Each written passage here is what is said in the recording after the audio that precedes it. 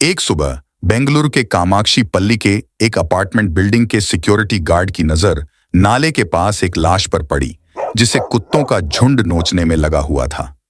यह दृश्य देखकर कोई भी घबरा जाता, लेकिन उस गार्ड ने समझदारी दिखाई और फौरन लोकल पुलिस को सूचना दी। पुलिस टीम तुरंत मौके पर पहुंची और लाश को हॉस्पिटल ले गई। जांच में पता चला कि मृतक की उम्र करीब 30-35 साल की होगी और उसकी मौत को 24 घंटे से ज्यादा हो चुके थे, परंतु लाश के पास से कोई पहचान पत्र या ऐसी वस्तु नहीं मिली जिससे उसकी पहचान हो सके। पुलिस ने आसपास के पुलिस स्टेशनों में गुमशुदगी की रिपोर्ट्स को खंगालना शुरू किया। चूंकि यह लाश नाले के पास किनारे पर मिली थी, इसलिए यह तो जाहिर था कि यह लाश कहीं ना कहीं से बहकर आई होगी। जांच के दौरान पुलिस को पता चला कि पास के एक पुलिस स्टेशन में एक महिला ने अपने 33 वर्षीय बेटे रेणुका स्वामी की गुमशुदगी की रिपोर्ट दर्ज कराई थी। रिपोर्ट के अनुसार रेणुका शनिवार 8 जून से गायब था और उसका मोबाइल फोन भी बंद आ रहा था। पुलिस ने रेणुका की मां को हॉस्पिटल बुलाया और नाले में मिली लाश की पहचान करवाई। लाश पर बचे खुचे कपड़े देखकर मां का दिल दहल उठा, क्योंकि वह लाश उन्हीं के बेटे रेणुका स्वामी की थी। रेणुका स्वामी एक सीधा साधा इंसान था जो मेडिकल शॉप में काम करता था, लेकिन अब पुलिस के सामने चुनौती ये जानना था कि आखिर रेणुका स्वामी की हत्या किसने की और क्यों। क्या यह कोई व्यक्तिगत दुश्मनी थी या इसके पीछे कोई बड़ा षड्यंत्र था। पुलिस ने मामला दर्ज कर लिया था और पुलिस की टीम ने रेणुका के दोस्तों और सहकर्मियों से पूछताछ शुरू भी कर दी थी, लेकिन किसी को भी उसके किसी दुश्मन के बारे में पता नहीं था। पुलिस के लिए इस केस में रेणुका स्वामी की हत्या किसने की, ये पता लगाना थोड़ा मुश्किल था, लेकिन मौत कैसे हुई, इसका जवाब उन्हें पोस्टमार्टम रिपोर्ट से मिल सकता था। पोस्टमार्टम रिपोर्ट आई और उसमें ऐसे खुलासे हुए जिससे पूरे कर्नाटका में हलचल मच गई। रेणुका स्वामी की हत्या इस कदर की गई कि उसकी हालत देखकर किसी की भी रूह कांप जाए। उसे पीट पीट कर मारा गया था, उसकी जुबान काटी गई थी और जबड़ा तोड़ दिया गया था। शरीर पर अनगिनत गहरे घाव थे। रेणुका स्वामी, जो एक मेडिकल शॉप में नौकरी करता था, एक 33 साल का सीधा साधा इंसान था। उसका ना कोई क्रिमिनल रिकॉर्ड था, ना किसी से दुश्मनी और ना ही कोई विवाद। पुलिस को समझ ही नहीं आ रहा था कि आखिर इस सीधे साधे इंसान से किसी को क्या दुश्मनी हो सकती थी। वह इतना पैसे वाला भी नहीं था कि पैसे के लिए उसे किडनैप किया गया हो। यह कोई हाई प्रोफाइल केस भी नहीं था, तो मीडिया का भी इस पर ध्यान नहीं गया और पुलिस भी इसे एक आम केस की तरह ही इन्वेस्टिगेट कर रही थी। लेकिन अगले दिन 10 जून को उसी पुलिस स्टेशन में 3 लोग अचानक पहुंचते हैं, राघवेंद्र, कार्तिक और केशव मूर्ति। वे दावा करते हैं कि उन्होंने ही रेणुका स्वामी का मर्डर किया है। तीनों ने बताया कि पैसों के लेन देन के चलते हुए झगड़े में उन्होंने उसकी हत्या कर दी थी। पुलिस को ना कोई मोटिव मिला था और ना ही कोई क्लू। फिर भी इतने जल्दी अपराधी खुद चलकर सरेंडर करने आ गए। पुलिस को बिना मेहनत किए अपराधी मिल गए और केस सुलझने की कगार पर पहुंच गया था।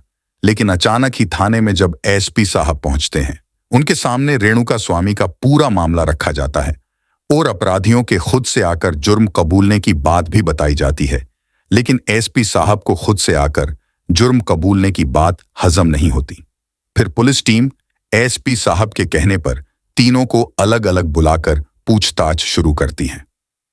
कत्ल कैसे, कब और कहां हुआ, इन सवालों के जवाब तीनों अलग अलग देते हैं, जिससे एसपी समझ गए कि यह तीनों झूठ तो बोल रहे हैं। लेकिन सवाल आता है, क्यों? एसपी ने तीनों की कॉल डिटेल्स और फोन की लोकेशन पता करने के लिए पुलिस की एक टीम लगाई। जब पुलिस ने उनकी कॉल डिटेल्स चेक की तो उनमें एक नंबर ऐसा मिला जिससे पिछले 2 दिन से उनकी लगातार बातचीत हो रही थी। उस नंबर की डिटेल्स निकालने पर पता चला कि वह नंबर किसी आम शख्स का नहीं, बल्कि कन्नड़ फिल्म इंडस्ट्री के चैलेंजिंग सुपरस्टार दर्शन का था। तीनों कातिलों का इतने बड़े फिल्म स्टार के साथ कनेक्शन क्या था, इस पॉइंट ने पुलिस की शक की सुई को एक अलग डायरेक्शन में मोड़ देता है। इस गुत्थी का जवाब जानने के लिए पुलिस ने पिछले 2 दिन में दर्शन के मोबाइल की लोकेशन ट्रेस की। उन्हें पता चला कि पिछले 48 घंटों में ये तीनों कातिल सुपरस्टार दर्शन से कई बार एक ही लोकेशन पर मिले थे। इस रेणुका स्वामी मर्डर केस में 3 लोगों का खुद से पुलिस स्टेशन आकर गुनाह कबूल करना और फिर उनका इतने बड़े फिल्म स्टार के साथ कनेक्शन होना, ये सभी पॉइंट्स इस सिंपल से मर्डर केस को और भी ज्यादा कॉम्प्लेक्स कर रहे थे। एसपी ने मामले की गहराई में जाने का फैसला किया। एसपी ने तीनों कातिलों से सख्ती से पूछताछ की। पुलिस की सख्त जांच पड़ताल से तीनों कातिलों में से एक आखिरकार टूट गया और उसने एक ऐसा सच बताया जिससे पूरी फिल्म इंडस्ट्री हिल गई और अचानक से ये केस एक सीधी सादी मर्डर मिस्ट्री से एक हाई प्रोफाइल मर्डर केस में बदल गया। पुलिस इन्वेस्टिगेशन में हत्या के मामले में और भी सनसनीखेज डिटेल्स सामने आई और एक ऐसे राज से पर्दा उठा कि रेणुका स्वामी का मर्डर पैसों के लिए नहीं बल्कि एक मामूली सी बात पर किया गया था। पुलिस ने गहराई से छानबीन की तो पाया कि यह मर्डर किसी आम इंसान ने नहीं बल्कि ऐसे शख्स ने किया था जिसे लोग अपना भगवान मानते हैं। साउथ इंडियन मूवी इंडस्ट्री में एक्टर्स को फैंस से जो प्यार और सपोर्ट मिलता है ऐसा शायद ही पूरी दुनिया में किसी फिल्म स्टार को मिलता होगा। उनके फैंस उन्हें भगवान की तरह पूजते हैं। ऐसे ही थे कन्नड़ फिल्म इंडस्ट्री के जाने माने सुपरस्टार दर्शन। दर्शन की फैन फॉलोइंग बहुत बड़ी थी। उनके फैंस उन्हें भगवान की तरह पूजते थे। लेकिन जब पुलिस की छानबीन में कन्नड़ फिल्म स्टार दर्शन का नाम सामने आया तो सबके पैरों तले जमीन खिसक गई। हालांकि ये पहली बार नहीं था जब दर्शन कंट्रोवर्सी में थे। इससे पहले भी दर्शन का कंट्रोवर्सी से पुराना नाता रहा है। दर्शन पर 2022 में एक फिल्म प्रोड्यूसर ने जान से मारने की धमकी देने का इल्जाम लगाया था और पुलिस में उसके खिलाफ कंप्लेन भी फाइल की थी। फिर 2023 में दर्शन पर एक होटल के वेटर के साथ हाथापाई का आरोप लगा। हालांकि सीसीटीवी फुटेजेस को डिलीट कर और वेटर को 50 लाख का कंपनसेशन देकर मामले को कवर कर दिया गया। नवंबर 2024 में भी दर्शन पर उसकी पड़ोसी ने पार्किंग के विवाद के चलते कुत्तों से हमला करवाने का आरोप लगाया, जिसके बाद एफआईआर भी दर्शन के खिलाफ फाइल की गई। लेकिन बाद में इस मामले को सुलझा दिया गया। लेकिन दर्शन का पहला कंट्रोवर्सी साल 2008 में हुआ था जब उनकी शादी विजया लक्ष्मी से हुई। शादी के बाद उनकी जिंदगी शुरुआत में अच्छी चल रही थी, लेकिन कुछ साल बाद दर्शन और उनकी पत्नी के बीच तनाव बढ़ने लगे। 2011 में विजया लक्ष्मी ने दर्शन पर मारपीट और अटेम्प्ट टू मर्डर का केस दर्ज करवाया, जिसके बाद दर्शन को 14 दिन की ज्यूडिशियल कस्टडी में जाना पड़ा। इस मामले में बाद में सेटलमेंट हुआ और मामला विड्रॉ कर दिया गया। दर्शन और उनकी पत्नी विजया लक्ष्मी के टूटते रिश्तों की असली वजह 10 साल पहले दर्शन की जिंदगी में आने वाली पवित्रा गौड़ा थी। पवित्रा एक फैशन डिजाइनर और एस्पायरिंग एक्ट्रेस थी। शुरू में काफी हाथ पैर मारने के बाद भी फिल्मों में काम न मिलने की वजह से पवित्रा ने शादी तो कर ली, लेकिन अभी भी एक्टिंग का भूत पवित्रा के सिर से उतरा नहीं था। पवित्रा की शादी के बाद में एक बेटी भी हुई, लेकिन कुछ समय बाद ही उसके पति से उसके रिश्ते बिगड़ने लगे। इसके परिणाम स्वरूप वह अपनी बेटी के साथ अलग रहने लगी। इत्तेफाक से दर्शन अपनी नई फिल्म के लिए एक नए चेहरे की तलाश में थे और पवित्रा अभी भी एक्ट्रेस बनने के सपने देख रही थी। ऐसे में दर्शन से बाय चांस पवित्रा टकरा गई, लेकिन कुछ रीजंस के चलते पवित्रा को वो फिल्म तो नहीं मिली, लेकिन वो दर्शन के काफी क्लोज आ गई। ये रिश्ता दोनों ने पूरी दुनिया से छुपाया था। लेकिन नवंबर 2023 में पवित्रा अपनी बेटी खुशी के जन्मदिन पर एक वीडियो पोस्ट करती है जिसमें दर्शन उसकी बेटी का केक कटवाते नजर आते हैं। पवित्रा ने अपने और दर्शन के रिश्ते को पब्लिकली शो कर दिया था। इस वीडियो से दर्शन की वाइफ विजया लक्ष्मी काफी भड़क गई थी। अब आप सोच रहे होंगे कि नाले में मिली रेणुका स्वामी की लाश का इन सब बातों से क्या कनेक्शन है, लेकिन यकीन मानिए इस पूरे भयावह केस की जड़ यहीं से शुरू होती है। दर्शन साउथ इंडियन मूवी इंडस्ट्री में एक जाने माने एक्टर्स है जिनकी बहुत बड़ी फैन फॉलोइंग है। यही कारण था कि जब पवित्रा और विजया लक्ष्मी के बीच सोशल मीडिया पर जंग छिड़ी तो विजया लक्ष्मी को दर्शन के फैंस का भरपूर समर्थन मिल रहा था। दर्शन और पवित्रा के रिश्ते को फैंस गलत मानते थे और पवित्रा को उनके भगवान का परिवार तोड़ने वाली महिला कहते थे। इस वजह से पवित्रा को सोशल मीडिया पर काफी हेट मिल रहा था और इसी वजह से उन्हें अपना कमेंट सेक्शन भी बंद करना पड़ा था। अब कहानी का दूसरा पात्र रेणुका स्वामी, कर्नाटका के चित्रदुर्गा में रहने वाला 33 साल का शख्स जो दर्शन का डाई हार्ड फैन था। वह हर हाल में दर्शन की हर फिल्म का फर्स्ट डे फर्स्ट शो देखता था। रेणुका स्वामी दर्शन को भगवान की तरह मानता था। वह दर्शन के खिलाफ किसी भी आलोचना को बर्दाश्त नहीं कर सकता था। डाई हार्ट फैन होने के नाते रेणुका स्वामी दर्शन और पवित्रा के रिश्ते के खिलाफ था। और उसे लगता था कि जिस भगवान की वह पूजा करता है वह कभी अपनी पत्नी और बेटे को धोखा नहीं दे सकते। रेणुका स्वामी पवित्रा के हर सोशल मीडिया पोस्ट पर कमेंट कर गलत बातें लिखता और धमकियां देता था। उसने फेक आईडी बना रखी थी जिससे वो पवित्रा के हर पोस्ट पर अपमानजनक कमेंट्स करता था, जिसे एक दिन पवित्रा ने पढ़ लिया और अपमानजनक कमेंट देखकर पवित्रा का गुस्सा फूट पड़ा। उसने कमेंट के रिप्लाई में लिखा, वक्त जवाब देगा, बस देखते जाओ। गुस्से से तमतमाई पवित्रा दर्शन के पास पहुंची और उसे सारी बातें बताईं। दर्शन ने उसे शांत करने की कोशिश की, लेकिन पवित्रा ने उसे बार बार उकसाया कि ऐसे लोगों को सबक सिखाना जरूरी है।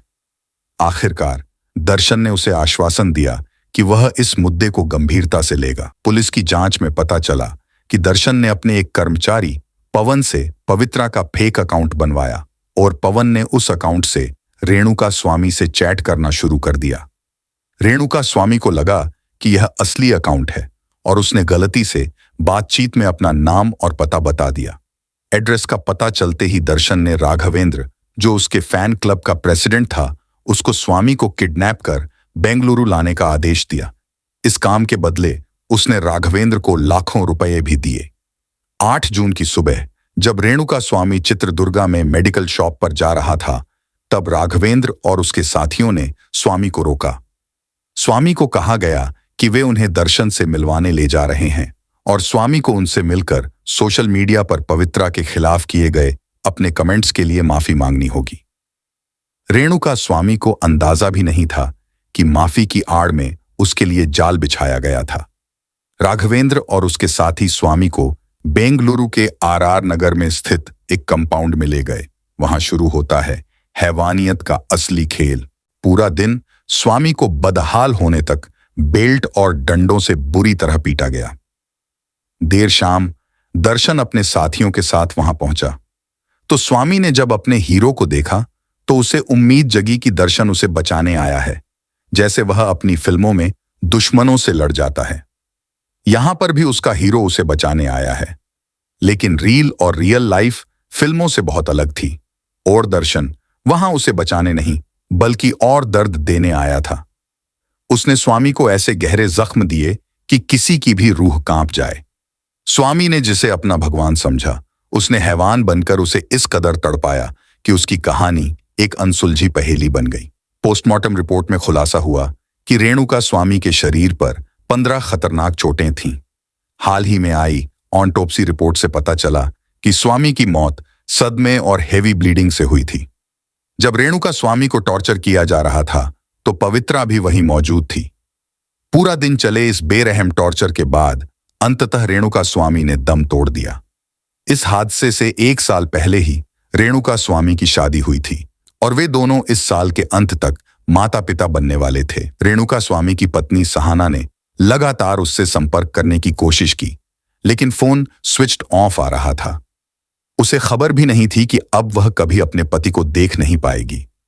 अगले दिन सुबह 3 बजे इन लोगों ने स्वामी की डेड बॉडी को गाड़ी में भरकर कामाक्षी पल्ली के एक नाले में फेंक दिया। दर्शन का प्लान एकदम फुल प्रूफ लग रहा था। उसने अपने 3 साथियों को 55 लाख रुपए देकर इस जुर्म का जिम्मा लेने के लिए तैयार कर लिया था। लेकिन प्लान में एक ट्विस्ट तब आया जब सिक्योरिटी गार्ड ने लाश देखी और पुलिस को खबर की। तीनों अपराधी जब पुलिस स्टेशन पहुंचे और अपना जुर्म कबूल किया तो केस खुल गया।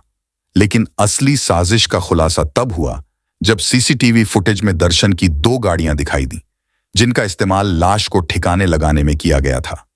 गाड़ियों पर खून के धब्बे भी मिले। ड्राइवर रवि, जो रेणुका स्वामी को चित्रदुर्गा से बेंगलुरु लेकर गया था, उसने भी खुद को सरेंडर कर दिया और पूरी वारदात का खुलासा किया। रवि ने बताया कि दर्शन ने उसे इस काम के लिए पैसे दिए थे। पुलिस ने राघवेंद्र के पास से भी वो रुपए बरामद किए जो दर्शन ने उसे दिए थे इस काम को पूरा करने के लिए। जैसे जैसे जांच आगे बढ़ी, पुलिस ने फेक अकाउंट से किए गए मैसेजेस और कॉल डिटेल्स भी रिट्रीव कर लिए। ये केस हाई प्रोफाइल होने की वजह से राजनीतिक इन्फ्लुएंस का भी जबरदस्त इस्तेमाल किया गया, लेकिन ईमानदार और सख्त एएसपी और कमिश्नर ने न केवल इस केस को तेजी से सुलझाया बल्कि इसे मीडिया के सामने भी लाया। दर्शन का सोचा समझा प्लान उसकी ही गलती की वजह से फेल हो गया। अगर उसके साथी पुलिस के पास ना जाते तो शायद ये राज कभी सामने नहीं आता। इस तरह एक प्लान जो देखने में बिल्कुल सही लग रहा था, कुछ गलतियों और ईमानदार पुलिस अफसरों की मेहनत की वजह से बेनकाब हो गया। पुलिस ने एक बड़ी कार्रवाई करते हुए दर्शन और पवित्रा समेत कुल 16 लोगों को गिरफ्तार किया है। पवित्रा को इस मामले का मास्टरमाइंड और दर्शन को उसका सहयोगी माना जा रहा है। जैसे जैसे जांच आगे बढ़ रही है, दर्शन से जुड़े नए नए खुलासे हो रहे हैं। माना जा रहा है कि दर्शन का पूर्व मैनेजर मल्लिकार्जुन जुलाई 2018 से गायब है।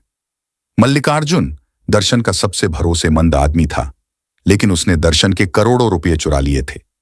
इसके बाद मल्लिकार्जुन पर कोर्ट केस चल रहा था, पर पिछले 6 सालों में उसका कोई अता पता नहीं चला। न तो वह किसी कोर्ट हियरिंग में आया और न ही पुलिस उसे ढूंढ पाई। दर्शन अपनी फिल्मों में एक आम आदमी के हक की लड़ाई लड़ता है, अन्याय के खिलाफ आवाज उठाता है, पर असल जिंदगी में उसका किरदार कुछ और ही कहानी बयां करता है। इस केस ने दिखाया कि पर्दे पर दिखने वाला हीरो असल जिंदगी में कितना अलग हो सकता है। दर्शन की असलियत सामने आने के बाद उसके फैंस में निराशा और गुस्से की लहर दौड़ गई।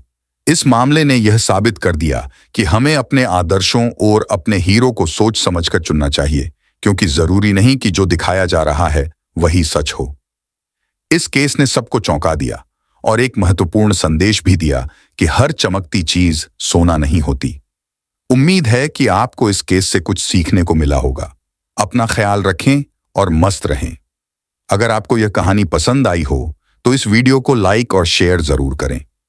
और अगर आपने अब तक क्राइम की दुनिया से जुड़ी ऐसी ही कई अनोखी कहानियों के लिए हमारे हत्याकांड यूट्यूब चैनल को सब्सक्राइब नहीं किया है, तो जल्दी से चैनल को सब्सक्राइब कर बेल आइकन को जरूर दबाएं।